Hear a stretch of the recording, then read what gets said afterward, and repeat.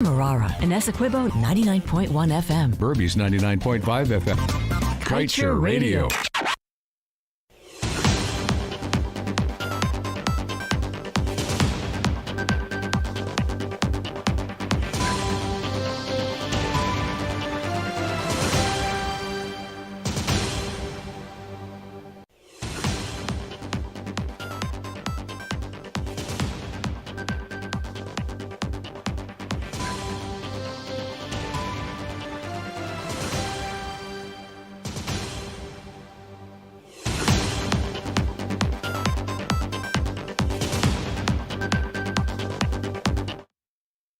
Thank you for tuning in to Kaieteur Radio. I'm Kevin Smith and welcome to your news at noon.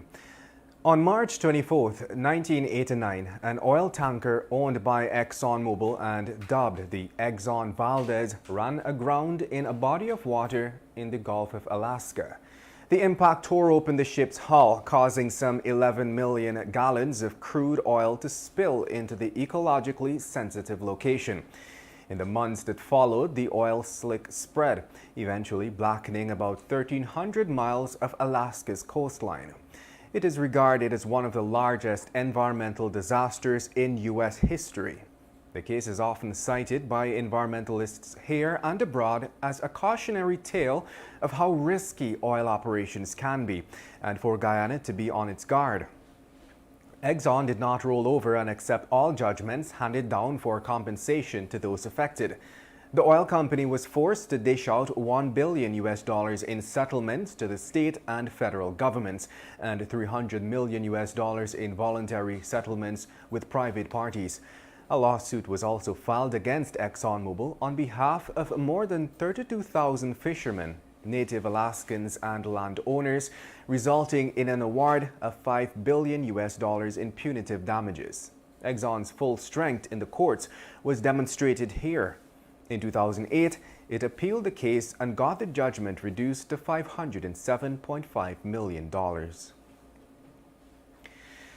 In other news, Guyana's two oil ships, the Liza Destiny and Liza Unity, reached their highest production mark last month at 400,160 barrels, according to data from the Ministry of Natural Resources. This was attained on January 12th. A breakdown of the data indicated that the Liza Destiny produced 153,890 barrels on that day, while Unity was 246,270 barrels. Following January 12th, production hovered around 330 to 390,000 barrels of oil per day. January 31st closed with a daily production. Notably, both ships are producing beyond their nameplate capacity. The Liza Destiny's nameplate capacity is 120,000 barrels, while it is 220,000 barrels of oil per day for the Liza Unity. The Guyana government is gearing to auction 14 oil blocks in Guyana's exclusive economic zone, 11 in the shallow waters and 3 in the ultra-deep waters. In presenting aspects of the new fiscal regime being used as part of the process, the Ministry of Natural Resources has confirmed that it is seeking a signing bonus of $10 million for each of the oil blocks being offered in the shallow waters south of the Stabroek Block. With regard to the 3 blocks in the ultra-deep waters, the ministry noted that it would be seeking $20 million signing bonus for each of those blocks identified north of the Stabroek Block and east of the Kaieteur and Kanji oil blocks. In other news, against the background of recent attacks on the organization by Vice President Bawar Jagdeo, the Amerindian People's Association said it is unfazed by the action of the government official, reminding that it has a responsibility to monitor the policies and decisions that particularly affect the lives of indigenous peoples in Guyana and will continue to do so.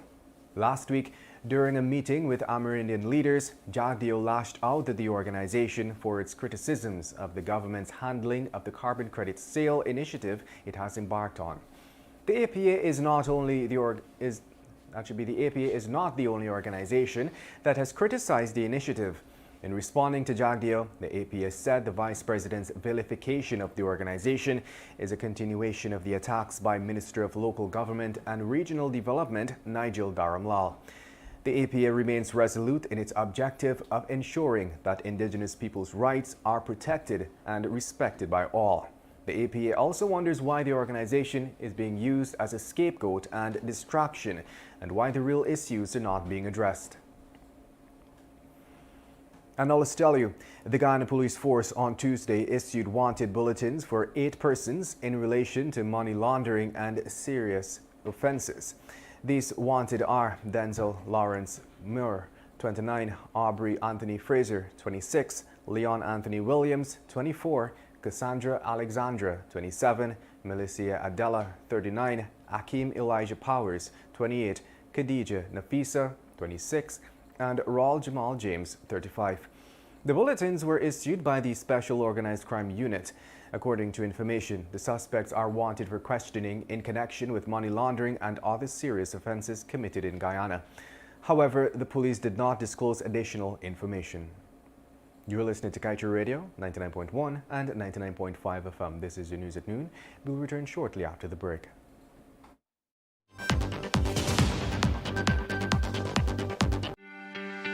This is GHK Lal inviting you to join me weekdays from Monday to Friday on the National Outlook for commentary on a range of issues. Immediately after the 12 noon and 7 p.m. newscasts on Kaieteur Radio at 99.1 FM and 99.5 FM. Looking forward to you sharing in the conversation.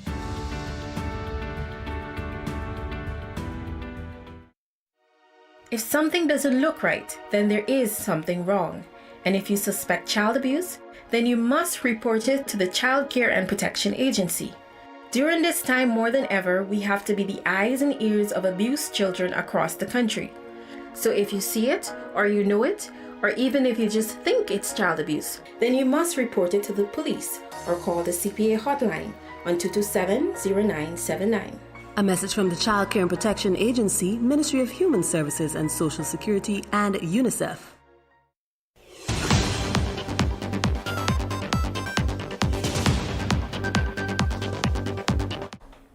Welcome back. There has been a 100% increase in the number of road fatalities this year in comparison to the same period last year. The Ministry of Home Affairs has reported. Statistics show that for the period January 1st to February 18th, 2023, 16 persons lost their lives when compared with 8 persons in 2022. This represents a 100% increase when compared to 2022. The Ministry of Home Affairs noted that pedestrian fatalities increased by 25% when compared to the same period last year, while approximately 44% of motorcyclists were killed during the same period compared to last year.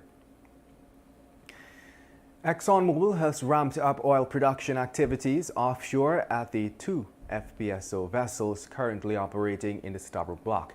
Just last week, President of ExxonMobil upstream company Liam Malan revealed that Exxon is already producing 380,000 barrels per day, which is 40,000 barrels above the Liza Destiny and Liza Unity FPSO's nameplate capacity.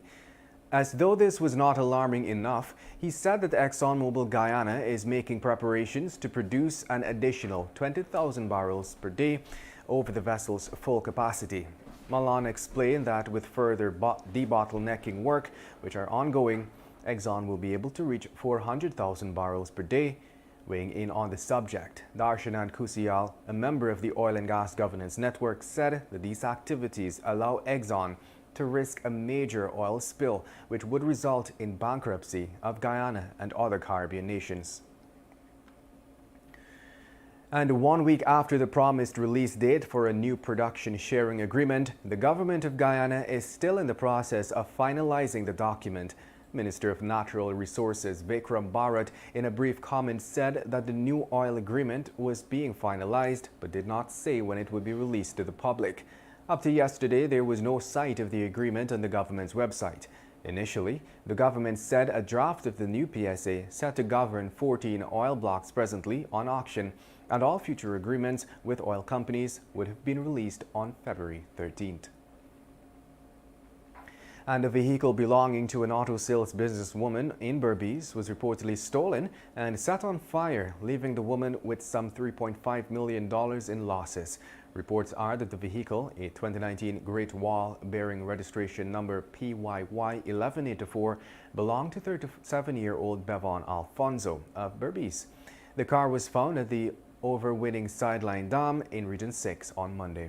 Alfonso, the owner of D Auto Sales and Rental, told reporters that the vehicle was sold to a customer in 2022, but the customer failed to make payments and the vehicle was repossessed.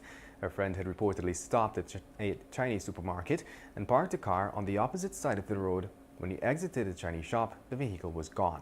Alfonso disclosed that she was able to review the security footage and she has been able to identify who stole and torched the vehicle. And at this time, we now move on to the page 7 of today's Kaieteur News, dedicated to being blunt.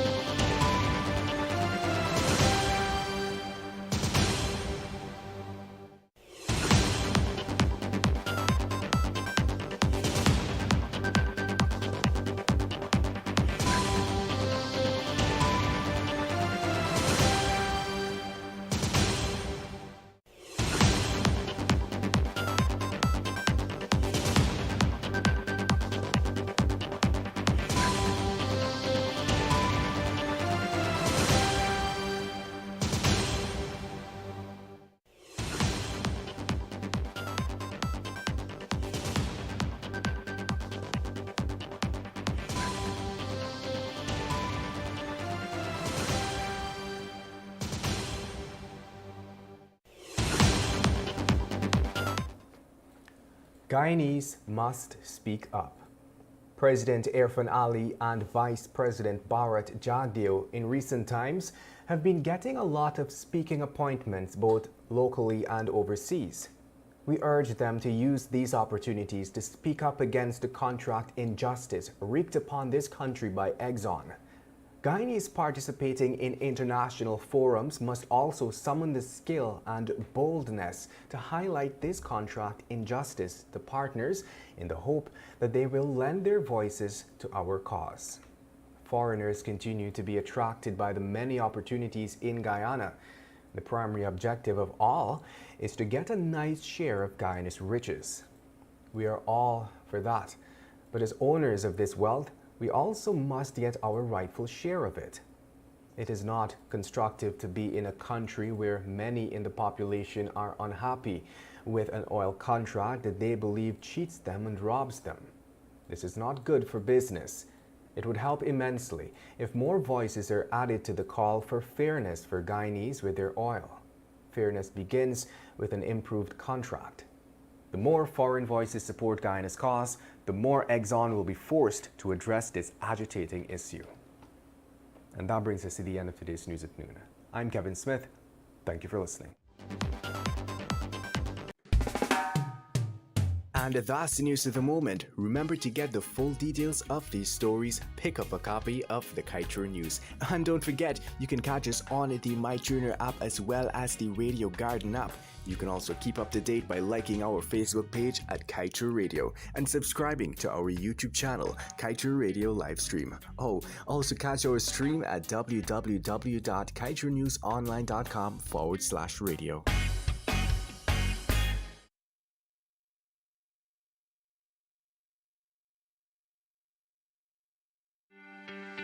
This is GHK Lal inviting you to join me weekdays from Monday to Friday on the National Outlook for commentary on a range of issues, immediately after the 12 noon and 7 p.m. newscasts on Kaieteur Radio at 99.1 FM and 99.5 FM. Looking forward to you sharing in the conversation.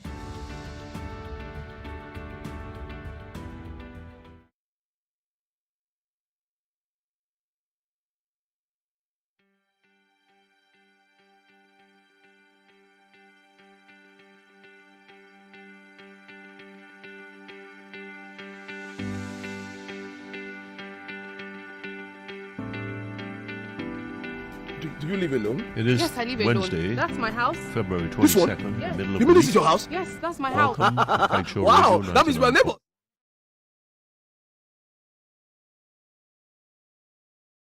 edition of the National Outlook. It is Wednesday, February 22nd, the middle of the week. Welcome to Kaieteur Radio 99.1 and 99.5 FM. I'm GHK Lal, joining you for another edition of the National Outlook. Before I go further, today is Ash Wednesday. And in my belief system in the Roman Catholic Church, and other churches also, not everyone, but others in the Christian segment, it's the beginning of a season called Lent. Repentance, Lord, I'm sorry. Penance, giving to others. Prayer, and I believe in prayer, but I don't believe in long prayers. I just believe in prayer and saying, Lord, and you'd believe I pray for our country every day. I pray for our president, our vice president, our opposition leader every day. As surprising, even shocking as that may sound. I want them all to do better. I want this country to do better so that you can do better. So that maybe I can do better. Believe that. So on Ash Wednesday, and as I begin, and lots of us, thousands of us, begin our Lenten journey, may it be a blessed one for us. Sincerity, humility, and godliness. Out of $750 million US dollars, three-quarters of $1 billion US dollars, carbon credit payout government gives US $23 million to Amerindians. Opposition calls it an insult and breach of consultative process. Oh, we heard about $750 million, three-quarters of $1 billion US dollars for carbon credits. And we started to dance on our heads. At least the PPP government did that. Oh, it's a lot of money. Yes, it sounds like a lot of money, and it is a lot of money. And you would want to think that a significant fraction of that money will go to our indigenous brothers and sisters. Those in Region 1 and 9 and the others that I really don't know. Far spaces, Maruka, Santa Rosa, Aishalton, and all those places. The 241 villages that make up the Amerindian community. 241 villages, my fellow Guyanese, is a lot of space to cover. We're talking about 75,000 people approximately, somewhere between 70,000 at the bottom end and 80,000 at the top. I will settle for 75,000 of our indigenous brothers and sisters that have now to deal with another government, I will call it handout. It's not a courtesy. 23 million out of 750 million? What is that? 27, that's about 3%, give or take. It's about 3%.